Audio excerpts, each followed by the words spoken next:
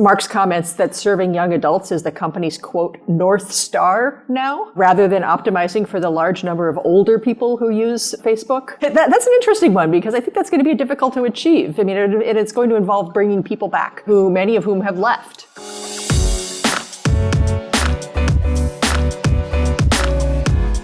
Hey gang, it's Thursday, November 4th. Debbie and listeners, welcome to the Behind the Numbers Daily, an eMarketer podcast made possible by Tenuity. I'm Marcus. Today I'm joined by our principal analyst covering everything social media. It's Deborah Aho Williamson. Hello, Marcus.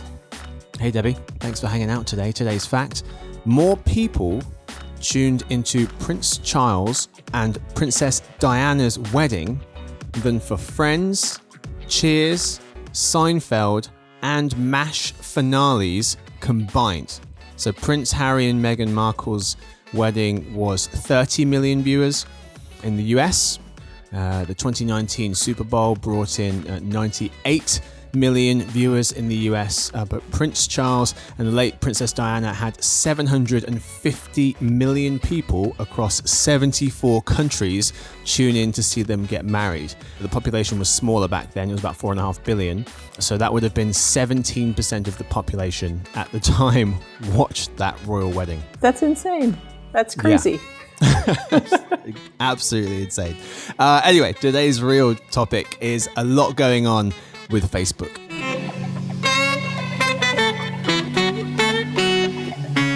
So Debbie, we're talking about Facebook today. We're talking about a lot to do with Facebook. We're going to go through their earnings first of all. How did they do user-wise in Q3? How did they do revenue-wise in Q3? And any other highlights. We'll then talk about their name change, which happened last week, and our reactions to that. The new Facebook papers, which came out. And then finally, a little bit about the Q4 expectations. So Debbie, we'll start with the first part of this, which is going to be their earnings. For the user highlights, over 1.9 billion people worldwide use Facebook every day. That's a quarter of all people on the planet. That's the Blue app we're talking about here. Facebook added 22 million folks to its total in Q3.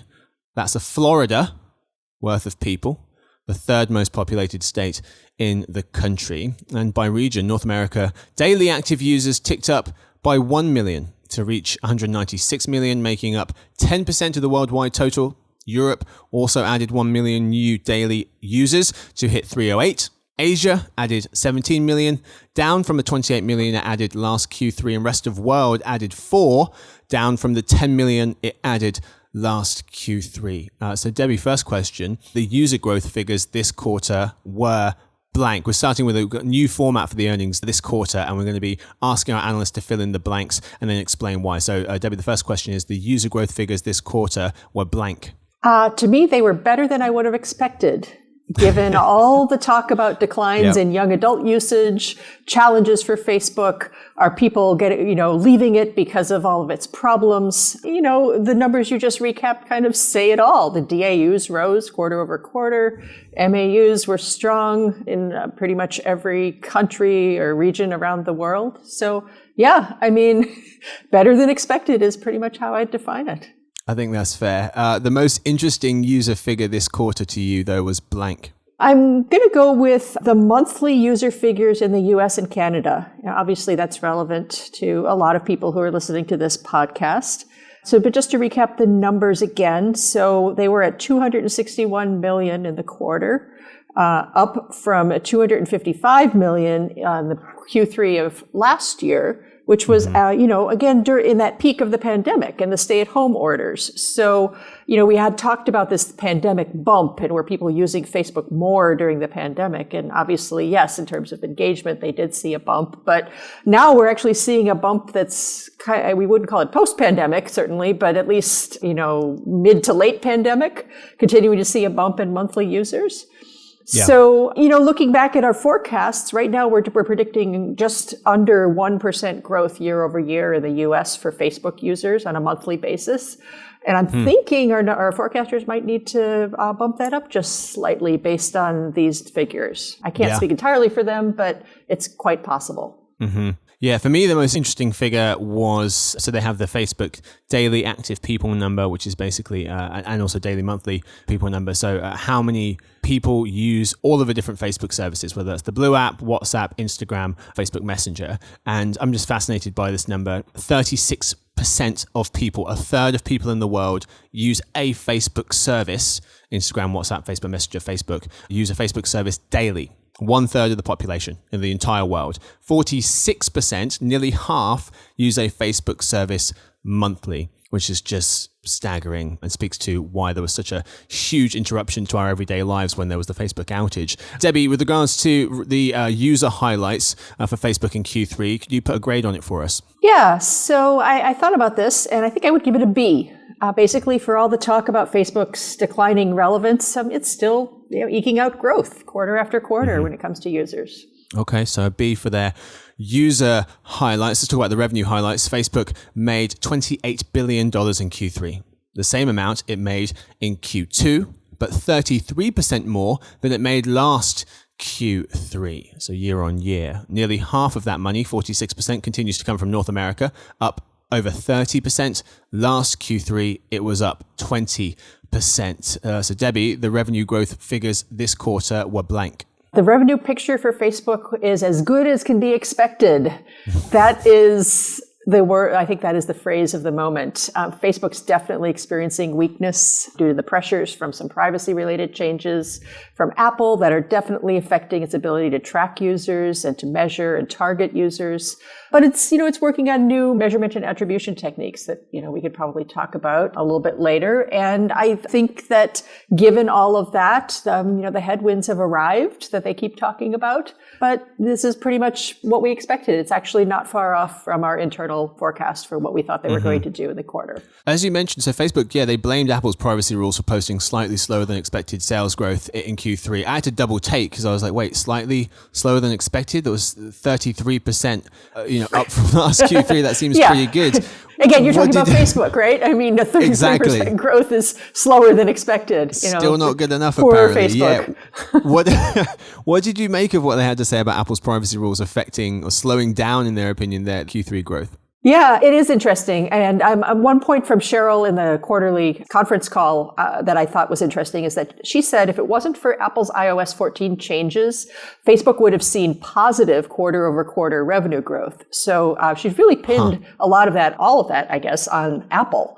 And just to recap, she said the challenges are in measurement, where they feel like they're making good progress, and also though in targeting, which she admitted is a longer-term challenge for Facebook because their products are built on conversions. And with the iOS changes, she said they don't see that same level of conversion data that they used to see. So they have to rebuild their targeting systems. Right. So they said, Sheryl Sandberg, as you mentioned, we would have seen positive quarter-on-quarter revenue growth. That's because they've come to expect that. Q2 to Q3 of 2019 went from 16.6 to 17.3. Q2 to Q3 of 2020 went from 18 to 21 in terms of $1 billion per quarter in revenue. And then this year, the Q2 to Q3 was 28 billion, 28.5 to be specific, in Q2 and 28.3 in Q3. So it's pretty much the same as last quarter. Not bad going to make $28 billion again, but it wasn't an increase that they're used to seeing. Debbie, the most interesting revenue figure this quarter was blank. Yeah, so it wasn't just one revenue figure that I want to point out. It's really that the softness that they're talking about in ad revenue was really pretty evenly dispersed across all four of its reporting regions. So we did see declines quarter over quarter in the US, Canada region and in Europe, and slight gains in the other two regions that Facebook reports around the world. But, many of us, sitting here in the US think that the softness maybe is a US thing, the iOS problems maybe are a US thing, but, clearly Facebook's seeing that impact outside of the US as well. Yeah, it's a great point. Growth in Europe going from 63% in Q2 to 35. Q3 for Asia went from 56 to 28, and then from rest of world revenue, Q2 to Q3, 86 to 50, indicating that slowdown from Q2 to Q3. For me, Facebook made $9 billion in profit in July, August, and September. That was up from $7.8 billion last Q3. Debbie, could you put a grade on Facebook's revenue highlights for Q3? Yeah, I'm going to give it a C for challenging. So, like I mentioned, these headwinds that they keep talking about every quarter, they've arrived. And I think it's up to Zuckerberg, Sheryl Sandberg, and the crew, to figure out how to fly the plane in the face of these headwinds and keep the arrival time from being delayed. Sorry for all the airplane metaphors. I was on a plane not too long ago, and we were delayed due to massive headwinds. So it seemed appropriate. Fitting. Yep. Fantastic. All right. So that gives them an overall grade at the minute, user and revenue wise, of a kind of a B minus, a C plus. Let's move to other highlights. Was there another number that jumped out to you or interesting takeaway in terms of other highlights? What would be the other most interesting part of their earnings for you? Yeah, so there are two quick things, and I won't take too long for either one of them, but I think they're both equally important. The first is Mark's comments that serving young adults is the company's, quote, North Star now, rather than optimizing for the large number of older people who use Facebook. That's an interesting one, because I think that's going to be difficult to achieve. I mean, it's going to involve bringing people back, many of whom have left. So it's not only retaining the ones that it has, but enticing younger people to come back. Yeah. But the other thing, too, that I think was very interesting was this discussion about video. So talking about video isn't new for Facebook, but Mark Zuckerberg did say on the call that they're expecting to make changes to Facebook and Instagram to lean more heavily into video and to make Reels, quote, a central part of the experience.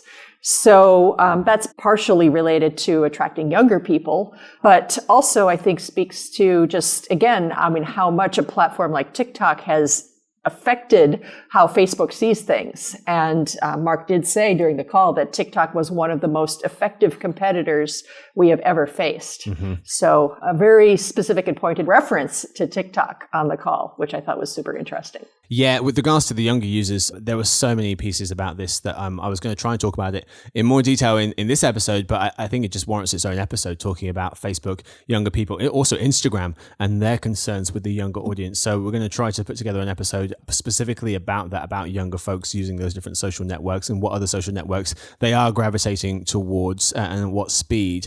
So look out for that.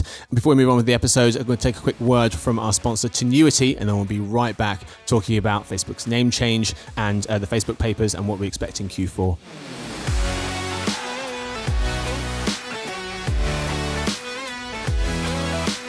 It's time to stop thinking about brand and performance separately. The funnel has collapsed. Brand and performance are now one. With top-notch marketing, you can go from awareness to click in a few seconds. That means you can sell as you brand and brand as you sell. Rethink performance with Tenuity, the largest independent performance marketing firm across streaming TV and the triopoly of Google, Facebook, and Amazon. Find out how at rethinkperformance.com.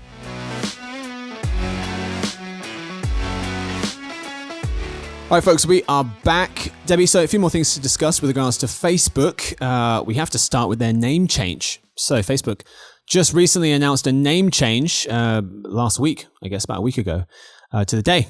For the company, a name change for the company at its annual conference, at its annual Connect conference last Thursday. The rebrand positions the blue Facebook app as one of the many products under a new parent company called Meta Platforms Inc., or Meta for short, overseeing Instagram, WhatsApp, Facebook, and its VR and AR efforts and more. The new blue logo looks like a twisted infinity sign. Debbie, what's your biggest takeaway, a couple of your biggest takeaways from this name change?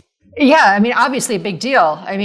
For so many years we've had I don't know if you want to call it just a love relationship, a love-hate relationship with Facebook and that name, yeah. Right?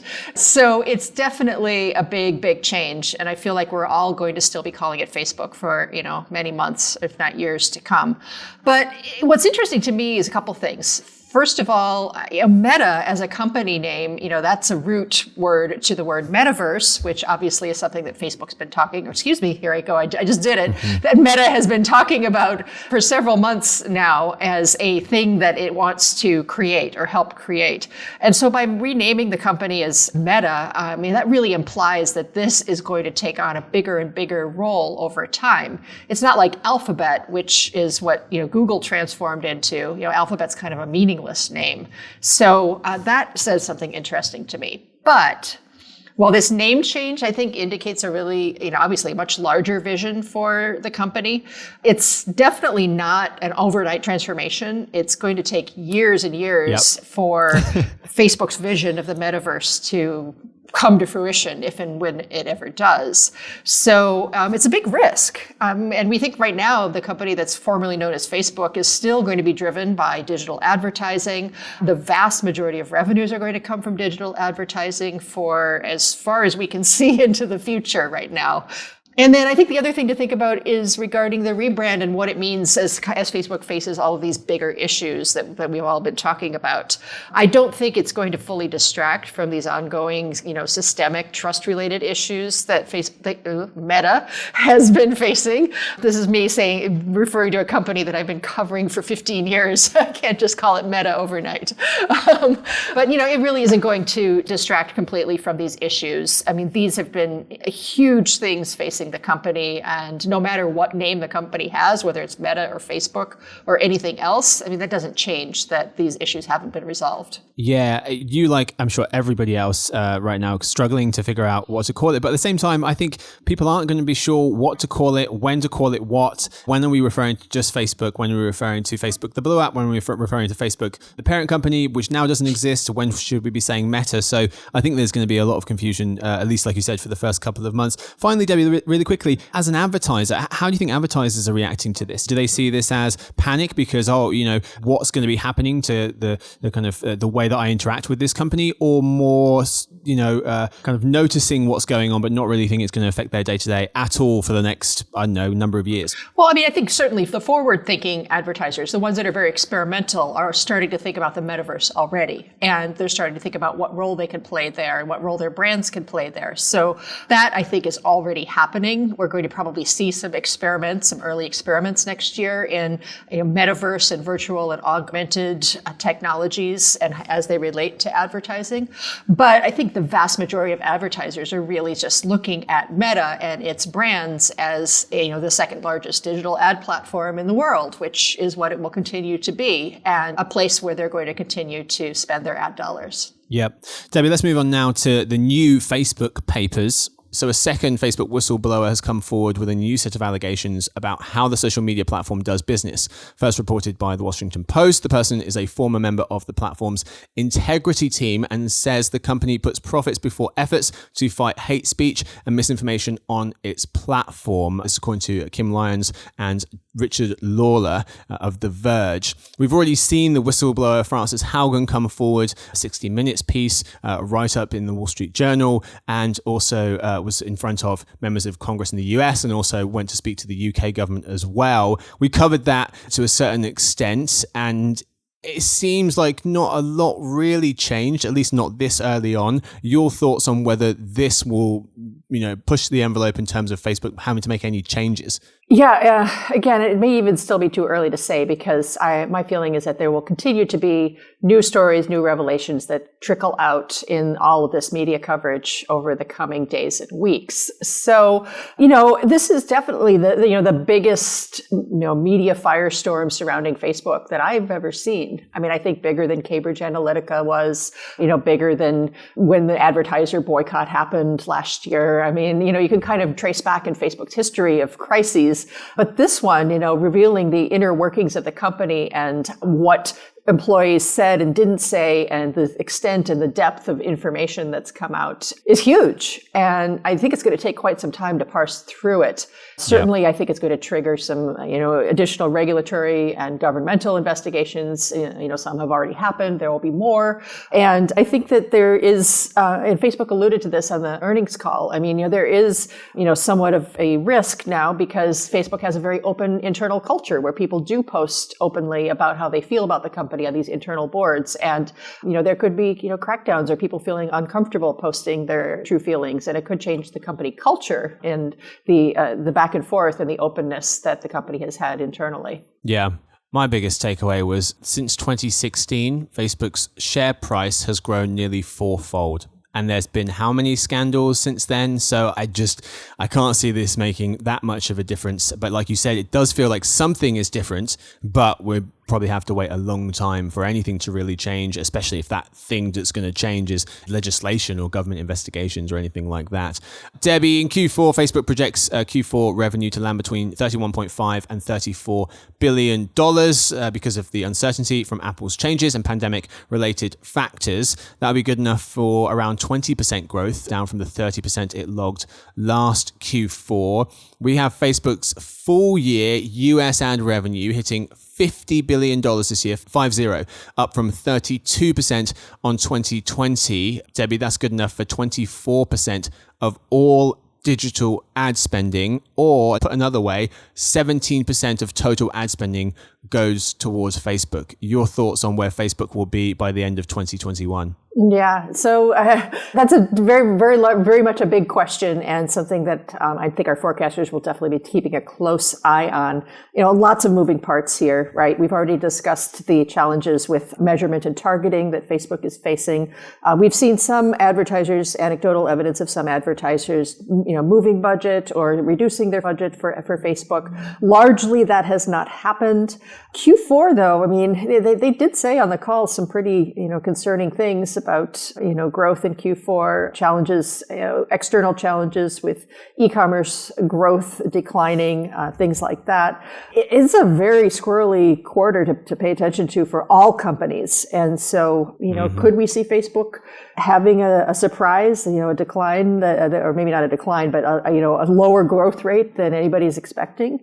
It's possible, but I guess anything is possible at Facebook, and that's what makes it interesting. Yeah, especially given, like you were saying earlier, the level of expectations around the company. Even if it was low teens, strong single-digit growth, it's just not good enough in terms of what we've come to expect from Facebook. So very lofty expectations. We'll see how it plays out. That's all we've got time for today's episode. It's time now for the post-game report.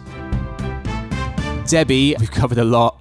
One, maybe two takeaways from the show from you, if possible. Yeah, so, recapping earnings, I think that we graded users better than expected, user growth better than expected, and we graded revenue as good as expected. And so it's definitely not as strong a quarter as we've seen from Facebook in the past. But again, it's a very, very large and substantially growing company that's still important to very many advertisers around the world. Yeah. Earnings-wise, Facebook gets a B+, C-. That is all we got time for. Thank you so much to Debbie for hanging out today. Thank you, Marcus. Thank you to Victoria. She edits the show. And thanks to everyone listening in. We'll see you tomorrow for the Behind the Numbers Weekly Listen, an eMarketer podcast made possible by Tenuity.